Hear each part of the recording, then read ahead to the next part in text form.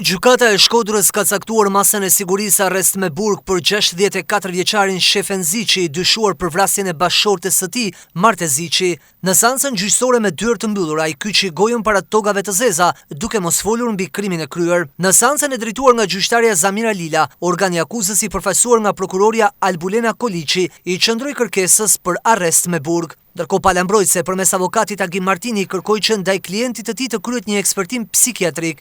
Sipas mbrojtjes deri në momentin e krimit të rënd, Ziçi ka qenë një familjar i rregullt, së bashku me bashkëshorten kanë rritur 2 fëmijë dhe kanë patur një marrëdhënie normale, pa konflikte të njohura, pa urdhër mbrojtje apo probleme të tjera.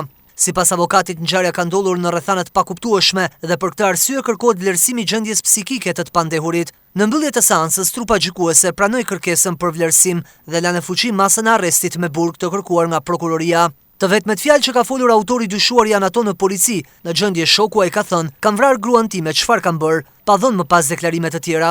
Gjatë zhvillimit të seancës së sotme, jashtë gjykatës nuk u pan të afërm të tij. Ngjarja e rëndë ndodhi mesditën në 9 korrikut në Unazën e Shkodrës, ku pas debatit në dyqanin ushqimor që administronin pranë banesës, 64 vjeçari mori armën e gjahut tip çiftet dhe qolloi ndaj bashkëshortes në pragun e shtëpisë. Sipas hetimeve, 55 vjeçaria tentoi të largojë për t'i shpëtuar sulmit, por nuk arriti të mbijetojë plagëve të marra. Grupi hetimor ka dyshime se 64 vjeçari e ekzekutoi bashkëshorten për motive xhelozie, pasi sipas hetimeve paraprake, ai ka kërkuar kësaj të fundit telefonin celular, çka ka sjellë debat mes tyre. Pak çaste më vonë, është futur në banesë ku ka marrë çiften që posedonte me leje, duke qelluar 2 herë në drejtim të gruas.